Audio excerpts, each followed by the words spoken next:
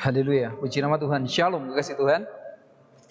Haleluya, sebelum kita dengarkan firman Tuhan, mari kita berdoa untuk firman Tuhan yang akan kita dengar pada hari ini. Bapa kami yang di syurga, dikuduskanlah namamu, datanglah kerajaanmu, jadilah kehendakmu di bumi seperti di syurga. Bapa, terima kasih buat kebaikanmu dalam setiap kehidupan kami. Dan terima kasih buat anugerahmu yang sungguh besar dalam setiap kehidupan kami ya Bapa. Tuhan Yesus, kalau sebentar lagi Tuhan kami akan dengar firman-Mu ya Bapa. Berbicaralah pada hari ini ya Bapa. Karena kami percaya, kami yakin firman-Mu iya dan amin. Firman-Mu dapat mengubahkan setiap kehidupan kami Tuhan.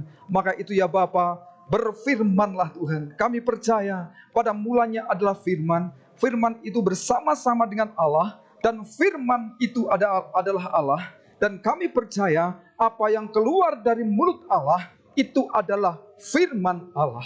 Maka kami percaya, kami yakin firman-Mu pada hari ini akan memberkati setiap kami semuanya ya Bapa. Dan ini kami Tuhan, bahwa kami tidak ingin menjadi pendengar saja, tetapi kami ingin menjadi pelaku-pelaku daripada firman-Mu Tuhan. Terima kasih ya Bapa, kami siap untuk dengar firman-Mu dalam nama Tuhan Yesus. Haleluya. Amin. Puji nama Tuhan. Sekali lagi shalom kekasih Tuhan. Haleluya. Allah kita baik. Amin.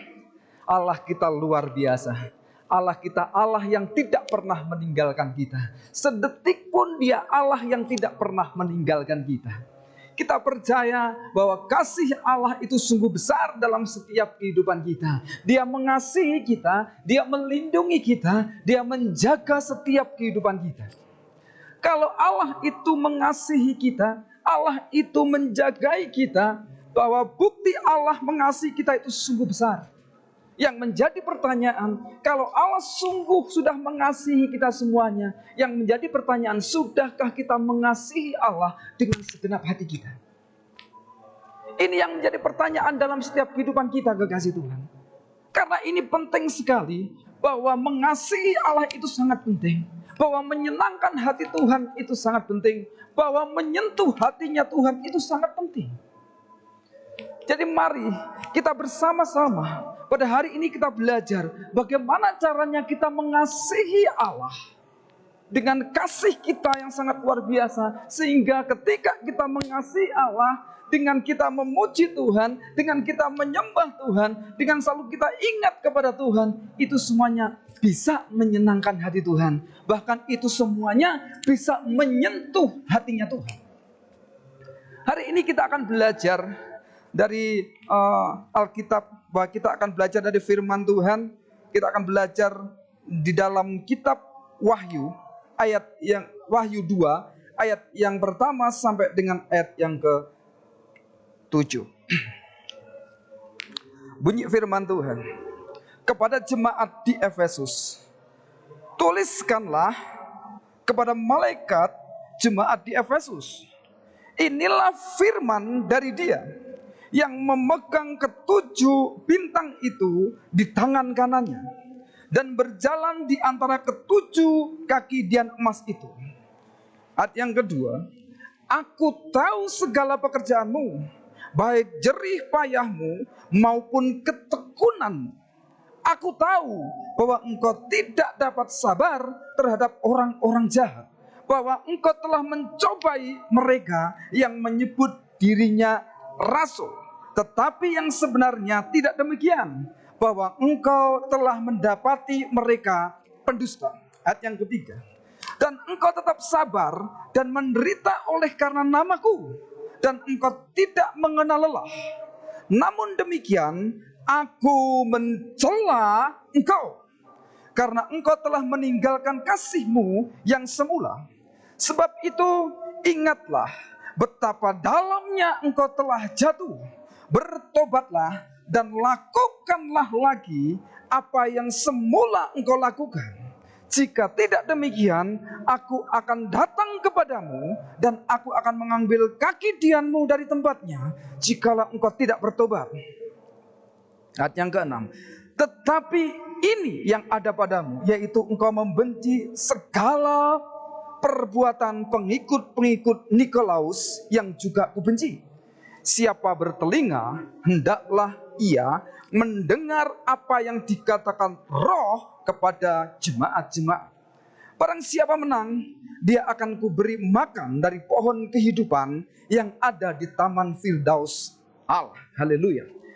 Kalau kita baca, kalau kita renungkan ayat ini sungguh luar biasa, kasih Tuhan. Kita bisa belajar dari ayat ini bagaimana tentang kehidupan kita sebagai orang-orang yang percaya.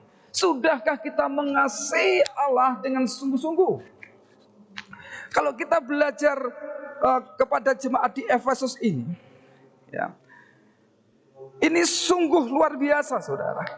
Karena apa? Kalau kita lihat di dalam ayat ini, bahwa jemaat Efesus ini bukan jemaat yang biasa-biasa, tetapi jemaat yang sangat luar biasa. Ya. Kenapa? Karena di dalam ayat ini bahwa Allah juga memberi pujian kepada orang-orang di Efesus pada waktu itu, dan dia juga memberikan peringatan kepada mereka, dan bahkan Allah juga memberikan himbauan dan perintah kepada mereka. Kita akan belajar dari yang pertama. Pada waktu itu, apa yang membuat Tuhan memberikan pujian kepada jemaat-jemaat di Efesus pada waktu itu? Coba kita perhatikan di dalam ayat yang kedua ini. Firman Tuhan berkata, aku tahu segala pekerjaanmu. Lah, Tuhan tahu apa yang menjadi pekerjaannya. Dan bahkan dikatakan, baik jerih payahmu maupun ketekunanmu. Kalau kita lihat ayat ini, berarti orang-orang atau jemaat-jemaat di Efesus pada waktu itu adalah jemaat-jemaat yang suka bekerja keras. Jemaat yang tidak pernah malas. Dia mau melakukan pekerjaan yang baik. Dia sangat luar biasa. Coba lihat dalam diri kita. Apakah kita juga bekerja keras di dalam kita melayani Tuhan, atau kita bekerja keras di dalam kita bekerja untuk mencari nafkah? Apakah kita sudah bekerja keras, ataupun malah kita sebaliknya, kita menjadi orang-orang yang malas? Karena firman Tuhan berkata bahwa ketika orang itu malas, Tuhan berkata, hei, belajarlah engkau kepada semut. Tapi jemaat-jemaat di Efesus ini, dia adalah jemaat yang sangat luar biasa. Bukan jemaat yang biasa. Dia mau bekerja keras, dia berjerih payah. Dan kita akan lanjutkan coba ayatnya. Aku tahu bahwa engkau tidak dapat sabar terhadap orang-orang jahat, bahwa engkau telah mencobai mereka yang menyebut dirinya rasul. Perhatikan ayat ini, kasih Tuhan. Bahwa jemaat-jemaat di Efesus pada waktu itu, ketika melihat orang jahat pun, dia tidak sabar. Kenapa? Dia cepat pengen supaya orang-orang itu cepat sadar, kekasih Tuhan. Dia mau memperingatkan mereka supaya mereka tidak berbuat jahat lagi, tidak berbuat onar lagi, tetapi mereka kembali kepada jalan Tuhan, melakukan hal-hal yang baik. Ini yang dilakukan oleh jemaat-jemaat yang ada di Efesus pada waktu itu. Dan bahkan selanjutnya, bahwa Alkitab berkata bahwa engkau telah mencobai mereka yang menyebut dirinya rasul. Perhatikan, mereka mencobai orang-orang yang menyebut dirinya rasul.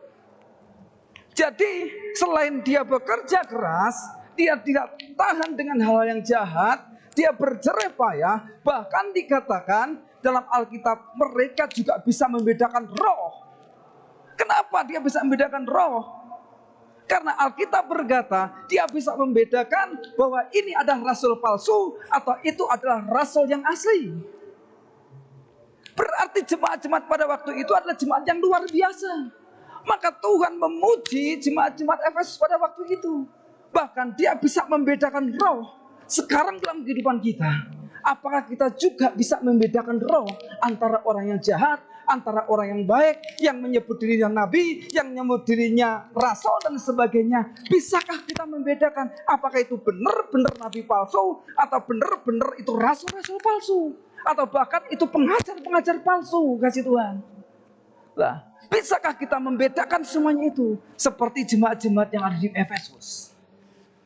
Maka ketika saya mempelajari ayat ini, ternyata jemaat-jemaat di Efesus benar-benar jemaat yang sangat luar biasa.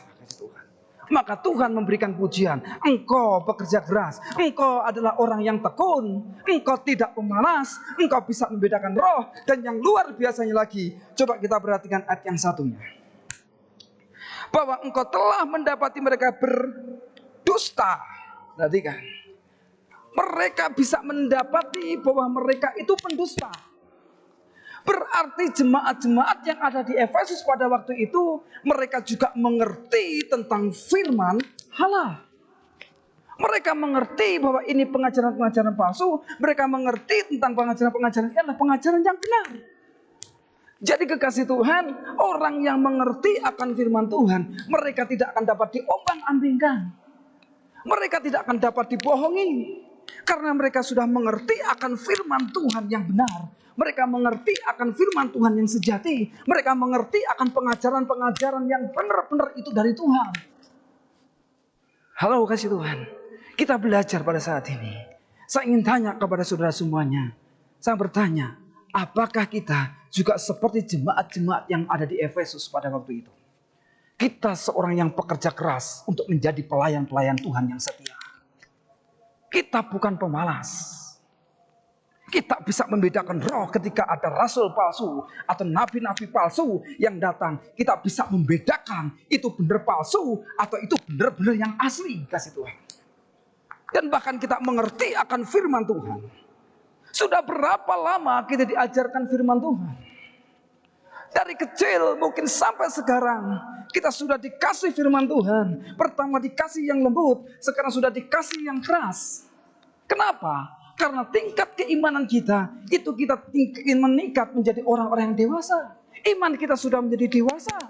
Berarti kalau kita sudah dewasa, berarti kita siap untuk dengar firman yang sangat keras. Berarti kita sudah mengerti akan firman Tuhan. Kita sudah mempelajari firman Tuhan. Berarti kita sudah mengerti mana yang benar, mana yang salah. Itu mana pengajaran yang baik, itu pengajaran yang kurang baik. Seperti jemaat Efesus, dia mengerti akan semuanya itu, kasih Tuhan. Ini adalah sesuatu yang luar biasa. Dan coba kita lihat di ayat yang selanjutnya, ayat yang ketiga. Dan engkau tetap sabar dan menderita oleh karena namaku. Perhatikan ini. Mungkin pada waktu itu jemaat-jemaat di Efesus mungkin pernah mengalami yang namanya diejek orang. Mungkin pernah mengalami diolok-olok sama orang. Karena apa? Karena nama Tuhan. Tetapi Alkitab berkata, dan engkau tetap sabar. Mereka tetap sabar menghadapi semuanya itu. Mereka berjuang dengan sabar. Mereka menghadapi tantangan dengan sabar. Mereka menghadapi ujian-ujian dengan sabar. Ini yang dilakukan oleh jemaat-jemaat yang ada di Efesus. Kadang-kadang kita sebagai orang-orang percaya, ada masalah sedikit pun, kadang-kadang orang bisa mutung. Ada pengajarannya sangat keras pun, kadang-kadang bisa mutung. Ini yang sangat berbahaya. Jadi kita harus belajar kembali, kita belajar kepada jemaat-jemaat di Efesus. Bagaimana dia sabar menghadapi tantangan, sabar menghadapi cobaan. Kekasih Tuhan, ketika saya mempelajari ayat ini, ternyata jemaat-jemaat di Efesus, ini jemaat-jemaat yang sangat luar biasa, saudara. Sekarang, itu bisa menjadi cermin bagi dalam kehidupan kita, saudara. Itu bisa menjadi pelajaran dalam setiap kehidupan kita. Coba bandingkan kehidupan kita dengan jemaat-jemaat yang ada di Efesus pada waktu itu. Apa kita sudah sebanding dengan mereka? Atau bahkan kita sudah lebih daripada mereka? Yang tahu adalah kita secara pribadi dengan Tuhan.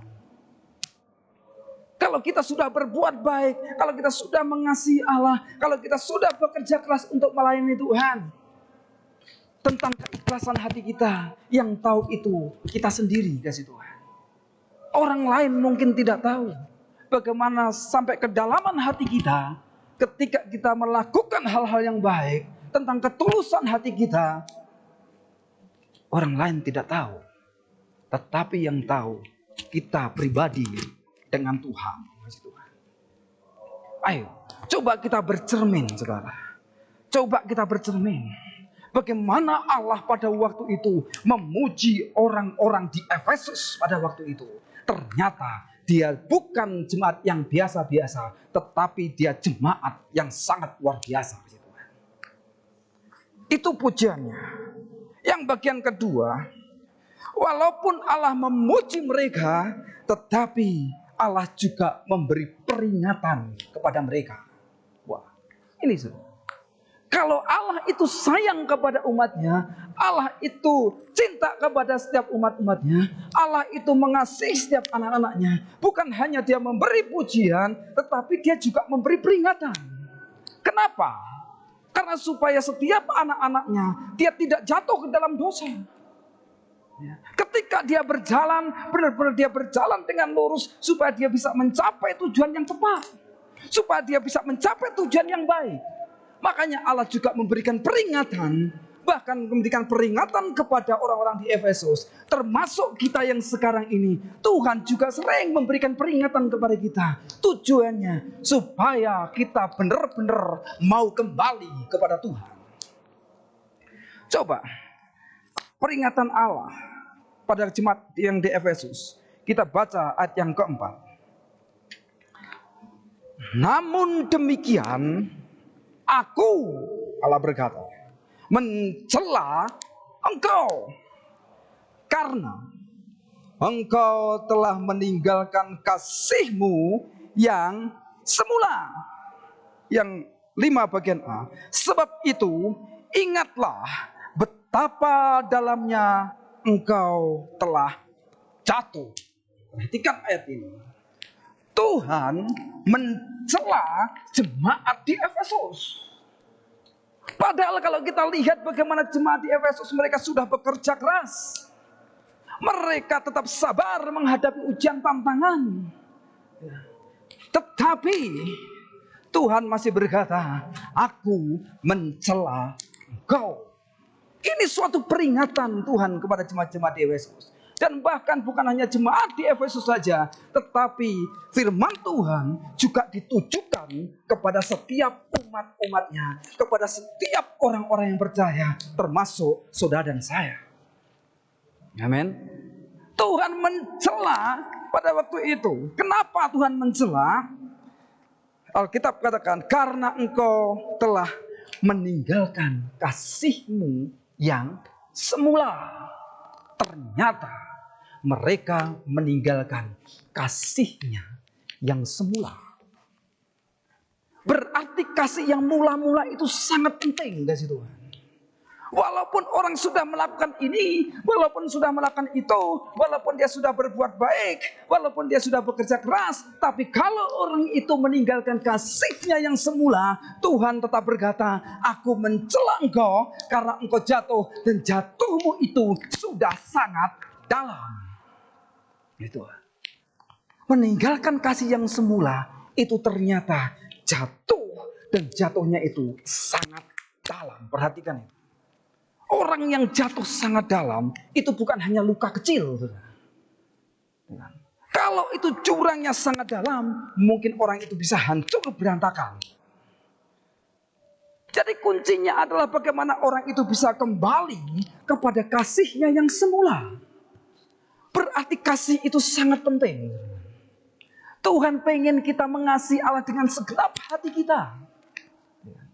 Seperti firman Tuhan berkata, kasihilah Tuhan Allahmu dengan segenap hatimu, dengan segenap jiwamu, dan dengan segenap akal budimu. Berarti mengasihi Allah itu benar-benar dia berkata, oh I love you Jesus.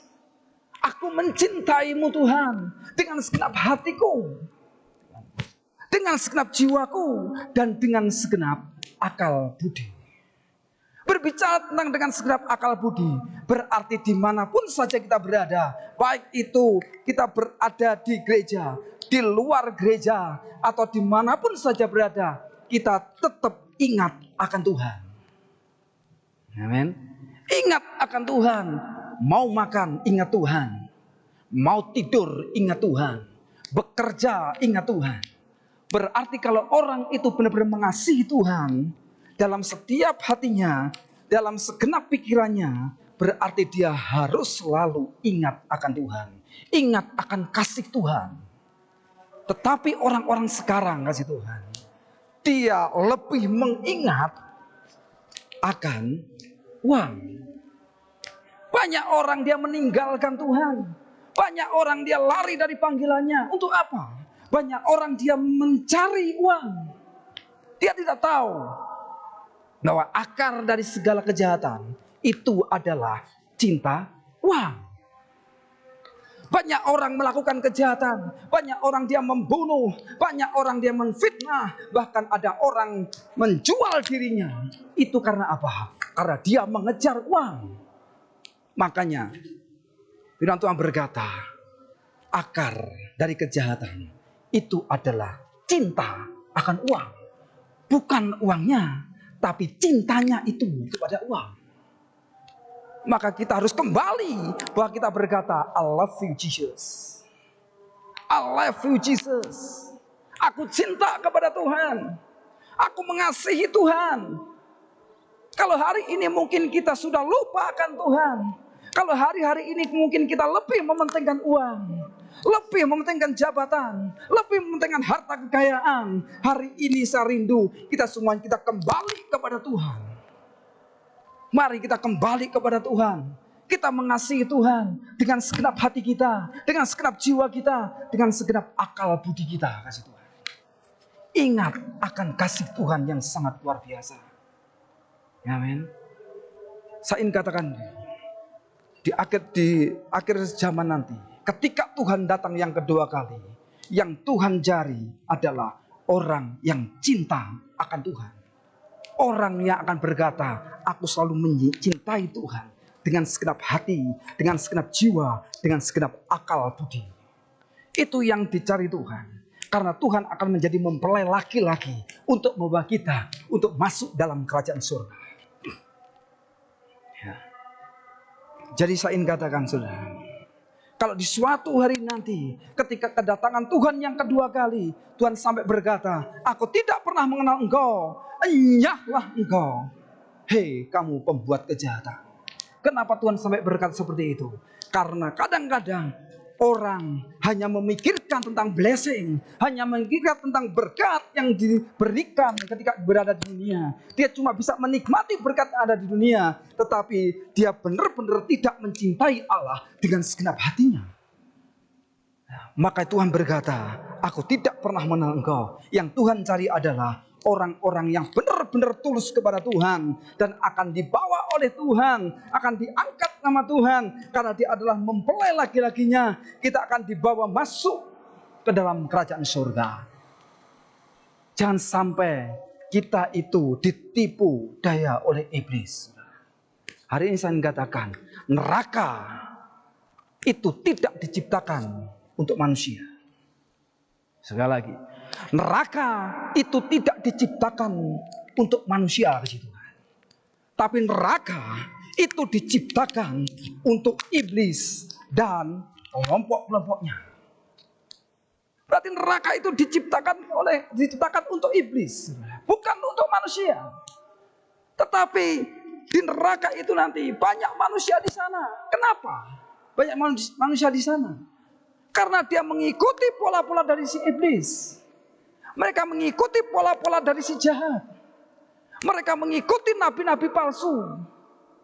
Maka mereka akan masuk ke dalam jurang maut. Karena mereka mengikuti pola si iblis. Hari ini saya ingin katakan, iblis dia keliling dunia untuk mencari setiap orang-orang yang mau disesatkan. Karena dalam kitab Ayub, ketika Tuhan bertanya kepada iblis, hei iblis, kamu dari mana? Iblis menjawab, aku baru saja keliling dunia. Perhatikan. Berarti iblis itu suka keliling dunia. Dia mencari orang-orang yang mau disesatkan. Kenapa? Karena iblis itu tempatnya di neraka. Maka dia mencari teman untuk masuk ke dalam neraka. Maka sebenarnya neraka itu bukan diciptakan untuk manusia, tapi untuk iblis. Tetapi banyak orang di sana, banyak orang di neraka. Karena apa? Karena dia mengikuti pola-pola dari si jahat. Mereka mengikuti pola-pola dari si iblis. Kasih Tuhan. Jadi kasih Tuhan, jangan sampai kita mengikuti iblis, saudara. Jangan sampai kita mengikuti pengajaran-pengajaran nabi palsu yang dipakai oleh iblis. Karena di akhir zaman akan ada orang berkata, Tuhan, aku sudah melakukan ini. Aku sudah melakukan ini. Aku sudah melakukan ini demi nama-Mu Tuhan. Tapi Tuhan berkata, aku tidak pernah mengenal Engkau. Nyah dari hadapanku. Jadi Bapak Ibu Saudara, mari kita sadari. Kita sadar supaya kita benar-benar kembali kepada kasih kita yang semula. Kita mengasihi Allah dengan segenap hati kita, dengan segenap jiwa kita, dan dengan segenap akal budi kita. Yang terakhir, kalau yang pertama tadi Tuhan sudah memuji jemaat-jemaat di Efesus, yang kedua Tuhan juga memberikan peringatan kepada jemaat-jemaat yang di Efesus. Tapi yang ketiga, Tuhan memberikan himbauan dan bahkan Tuhan memberikan perintah kepada jemaat-jemaat di Efesus. Apa itu perintahnya? Kita akan baca Alkitab kita.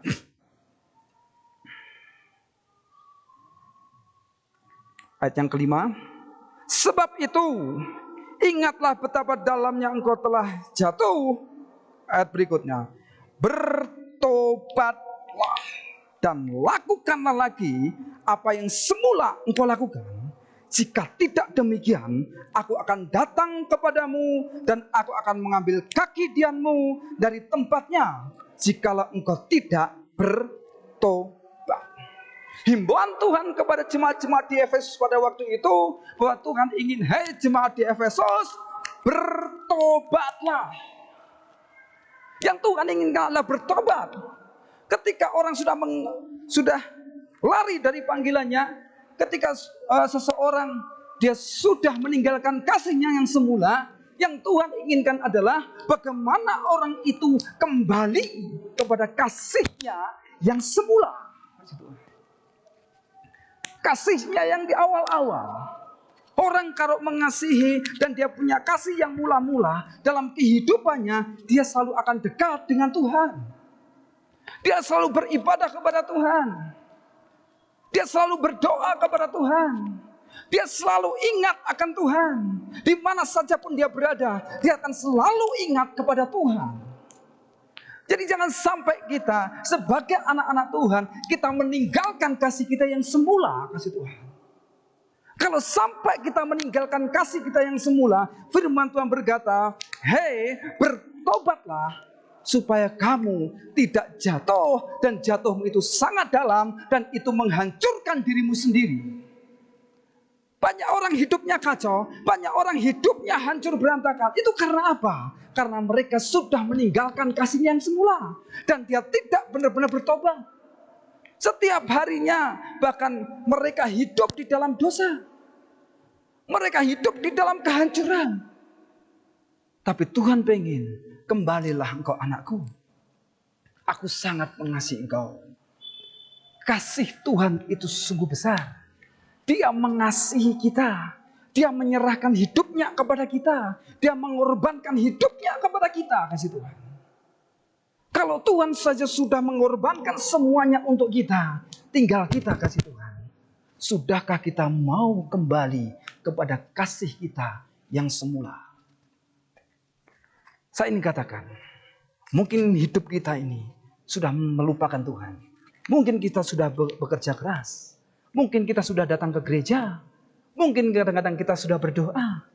Tetapi kasih kita kepada Allah, kalau itu memang kasih kita semula itu sudah hilang dalam kehidupan kita, Tuhan pengen kembali.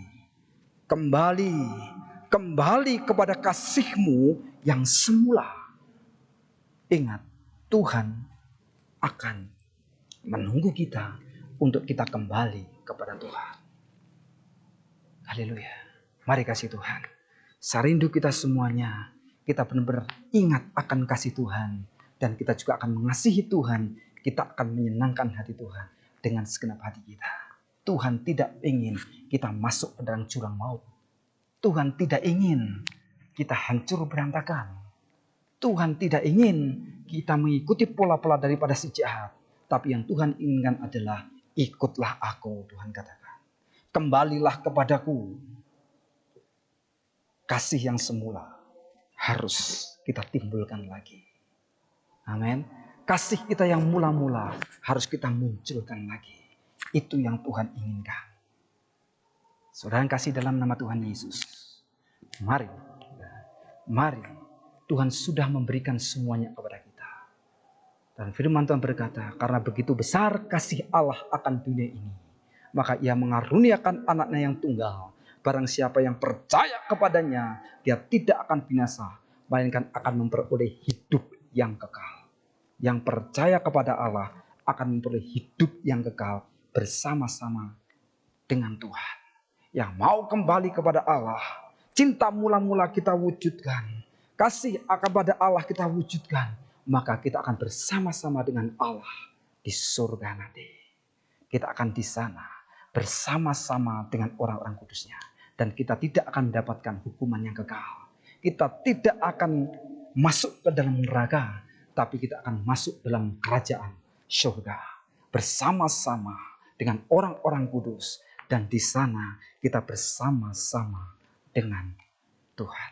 Mari kasih Tuhan, kembali kepada kasih-Mu yang semula. Amin. Percaya Tuhan akan berikan yang terbaik untukmu. Puji nama Tuhan. Kita tutup Alkitab kita dan kita akan berdoa. Haleluya. Haleluya. Bapa, kami mengucap syukur di hadapan-Mu Tuhan. Terima kasih buat firman-Mu yang sangat luar biasa Bapa. Yang sangat menguatkan kami Tuhan. Bagaimana kami harus kembali kepada kasih yang semula itu ya Bapa. Kami harus selalu ingat akan Engkau Tuhan. Kami sangat mengasihi-Mu ya Bapa. Bagaimana kami benar-benar harus kembali kepadamu Tuhan. Tuhan, ini kami Tuhan. Kami tidak ingin hidup kami ini hancur. Kami tidak ingin hidup kami ini berantakan ya Bapa. Tapi kami ingin menjadi orang yang tulus di hadapan-Mu ya Bapa. Kami benar-benar ingin mengasihi-Mu dengan segenap hati kami. Dengan segenap jiwa kami. Dengan segenap akal budi kami Bapa. Tolong kami Tuhan. Pimpin setiap kami, bimbing setiap kami, untuk kami bisa menjadi hamba-hamba-Mu, untuk menjadi anak-anak-Mu yang setia kepada-Mu ya Bapa. Supaya ketika kedatangan-Mu yang kedua kali nanti Tuhan, Engkau dapati kami setia kepada-Mu ya Bapa. Dan Engkau akan membawa kami untuk kami bisa masuk dalam kerajaan surga. Terima kasih Bapa buat firman-Mu Tuhan yang sangat menguatkan kehidupan kami ya Bapa. Kami ingin belajar dari firman-Mu Tuhan. Kami yakin firman-Mu iya dan amin. Dan firman-Mu dapat mengubahkan setiap kehidupan kami Tuhan. Bapa kami yang di surga, pada saat ini Tuhan, hamba-Mu berdoa khususnya untuk jemaat-jemaat-Mu ya Bapa. Kami berdoa di dalam nama Tuhan Yesus. Engkau berkati setiap kehidupan anak-anak-Mu Tuhan. Engkau pimpin setiap kehidupan mereka. Engkau bimbing setiap kehidupan mereka. Engkau arahkan setiap kehidupan mereka. Bahkan Engkau berkati setiap kehidupan mereka Tuhan. Mari Bapa, apa yang menjadi usahanya, pekerjaannya, sawahnya, ladangnya, ternaknya, pergumulannya, semuanya Tuhan berkati. Mari Bapa bukakan tingkap langit-langit-Mu Tuhan. Curahkan berkat-Mu kepada setiap anak-anak-Mu ya Bapa. Kami percaya panggilan orang percaya itu diberkati. Maka kami yakin setiap orang yang percaya kepada-Mu, orang yang sungguh-sungguh kepada-Mu, orang yang selalu mengikuti-Mu, orang yang setia kepada-Mu, hidupnya pasti akan Kau berkati Tuhan. Kami yakin Tuhan, Engkau tidak akan membiarkan anak-Mu meminta-minta ya Bapa. Tapi berkat yang melimpah itu akan Engkau curahkan kepada setiap anak-anak-Mu Tuhan. Terima kasih ya Bapa. Dan pada kesempatan hari ini, hamba juga berdoa khususnya untuk anak-anak-Mu Tuhan yang hari-hari ini menderita sakit ya Bapa. Mari Tuhan, turunkan mukjizat kesembuhan itu kepada setiap anak-anak-Mu Tuhan. Kami percaya mukjizat Tuhan itu masih ada sampai sekarang ini ya Bapa. Kami yakin Tuhan, kami imani bahwa anak-anak-Mu akan menerima mukjizat-Mu itu ya Bapa. Bapak, pada saat ini Tuhan, tolong anak-anak-Mu yang hari-hari ini menderita sakit ya Bapak. Apapun sakit penyakitnya, tolong Tuhan, sembuhkan mereka ya Bapak. Sembuhkan mereka Tuhan. Sakit penyakit itu singkirkan dalam setiap kehidupan mereka ya Bapak. Kami berdoa di dalam nama Tuhan Yesus. Sakit penyakit yang ditimpa anak-anak-Mu, sakit penyakit itu kami ikat di dalam nama Tuhan Yesus. Kami tolak dalam nama Tuhan Yesus. Dan kami hancurkan hari dalam nama Tuhan Yesus Kristus. Kami percaya darah Tuhan berkuasa dan bilur-bilur Tuhan yang menyembuhkan.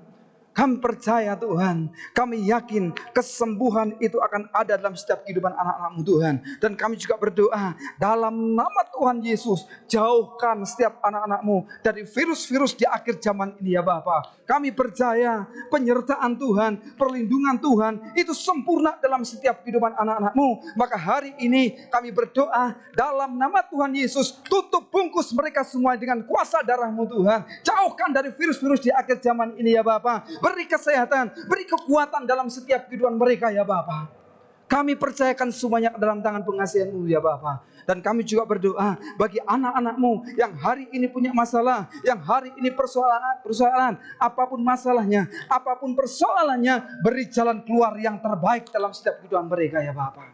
Kami percaya dan kami serahkan seluruh kehidupan anak-anak-Mu ke dalam tangan pengasihan-Mu Bapa. Engkau luar biasa, Engkau dahsyat Tuhan. Kami mengandalkan Engkau dalam segala hal. Kami tidak ingin mengandalkan hal-hal yang lain ya Bapa. Karena Engkau Allah yang luar biasa. Engkau Allah yang selalu memperhatikan kami. Engkau Allah yang selalu melindungi kami. Engkau Allah yang selalu menjaga kami. Maka kami mengandalkan Engkau di dalam segala hal. Bapa, terima kasih. Kami bersyukur Tuhan. Kami berterima kasih di hadapan-Mu pada hari ini ya Bapa. Mari kasih Tuhan, kita angkat tangan kita dan kita menyerahkan kehidupan kita kepada Tuhan. Haleluya. Bapak Ibu sudah dikasih di dalam nama Tuhan Yesus Kristus. Diberkatilah engkau pada hari ini. Diberkatilah sawahmu, diberkatilah ladangmu, diberkatilah ternakmu, diberkatilah usahamu, diberkatilah pekerjaanmu, dan diberkatilah pergumulanmu pada hari ini. Maka pulanglah dengan berkat rahmat, damai sejahtera, sukacita melimpah, turun dalam kehidupan saudara dari dulu sekarang sampai Maranatha Tuhan Yesus datang yang kedua kali. Dan mari kita semua yang percaya sama-sama katakan amin.